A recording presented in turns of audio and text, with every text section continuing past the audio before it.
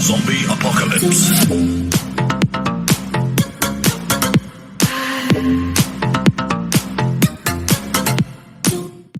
What is going on, you guys? Bastion Wazio here. I want to go ahead and continue on this series I've been doing on my channel, where it's before you buy, and I talk about a specific archetype about that's going to be coming out in the TCG within the next few weeks, days, or even tomorrow. As far as when this when this video goes ahead and finally uploads. But I want to go ahead and talk to you guys about the Warrock archetype.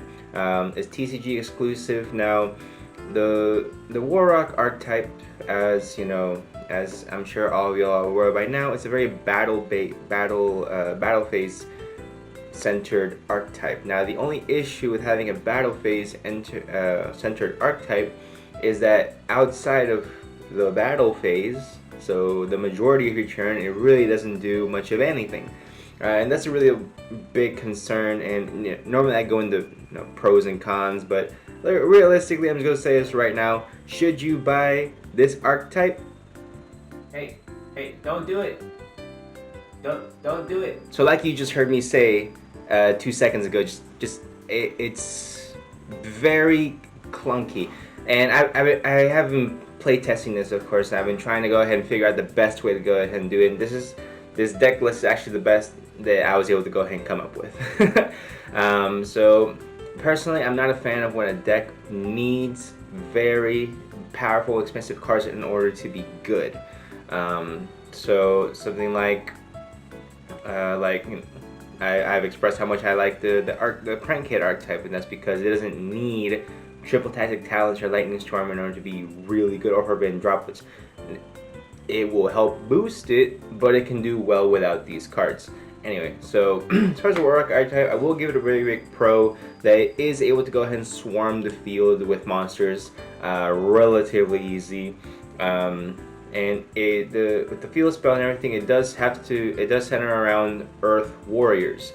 So it doesn't specifically need Warrock monsters in order to go ahead and be able to maximize its full potential, which I think is really cool. So you can go ahead and play things like the Blackluster Soldier of Chaos, amazing card. The Ferocious Flame Swordsman, which is really cool as well.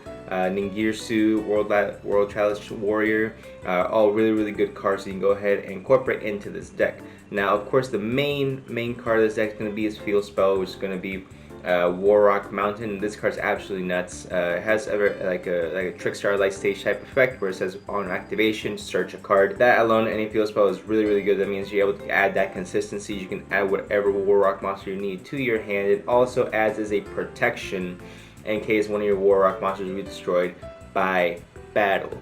And that's the main issue I see with this. I mean, the main pro with this deck is that it is able to swarm the field. It has this little cute gain 200 attack, but that 200 attack is not going to be enough to cut it in this game. If you're going to have a battle-centered archetype and the monsters are based at 17 and 1900 attack, and they're only going to gain 200 attack, and an effect that can be negated very easily, it just doesn't seem very feasible to me with the game being how it is today. Maybe 2-3 years ago, maybe, before Zodiac, before True Draco was a thing, before Trickstar was a thing, maybe.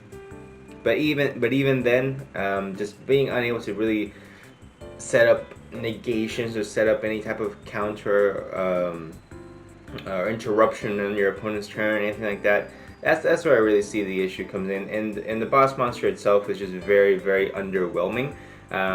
During a battle phase, I'll read it for you guys. During the battle phase, in which your Earth Warrior monster battles, quick effect, you can activate this effect. This card can attack directly this turn.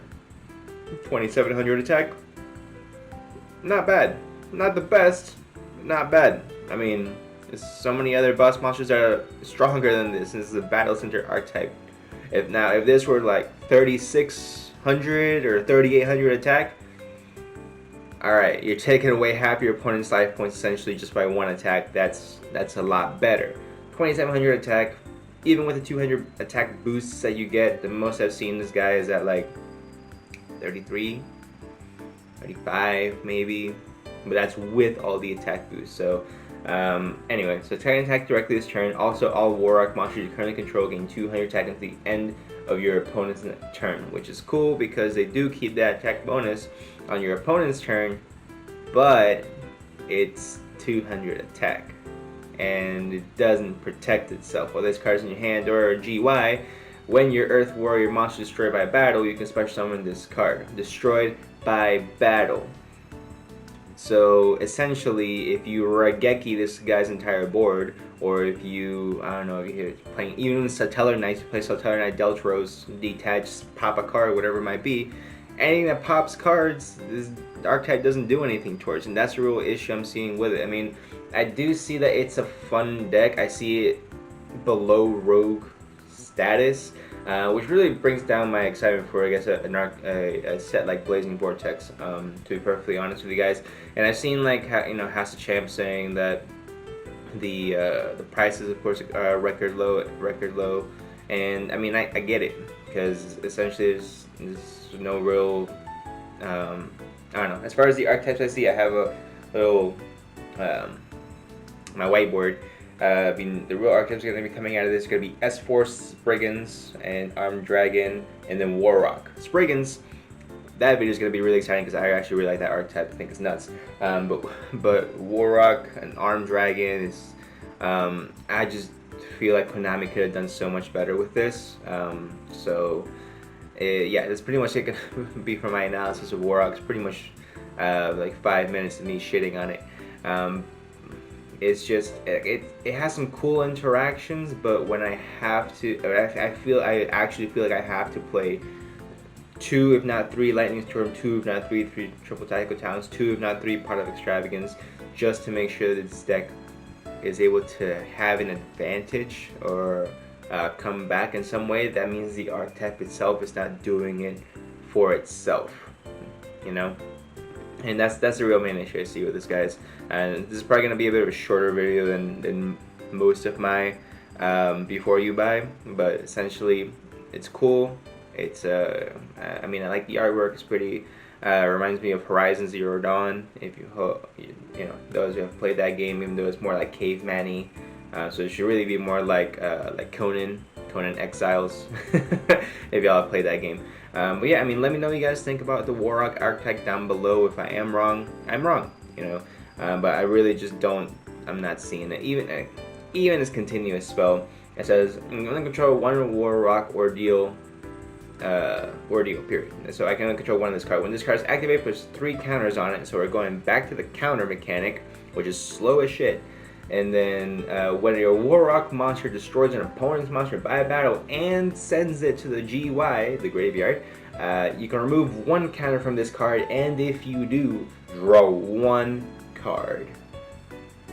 It's just way too battle centered. I mean, I'm gonna stop. I don't want to hate on this archetype too much. I'm sure someone in Konami headquarters worked really hard on this, but it's as cool as it is, as far as like visually wise, I think it's kind of cool. But there's one, if for you competitive players, you're definitely gonna want to stay away from. For you maybe new players who want to pick up a cool fun deck, that's gonna be for the low. It's most likely gonna be this deck. So go ahead and leave a like down below if you enjoyed this video, guys. Comment down below what you think of the Warrock archetype, or what you think of the archetypes coming out of Blazing Vortex overall. And that's gonna be it, guys. I'll just go ahead and see y'all in the next one.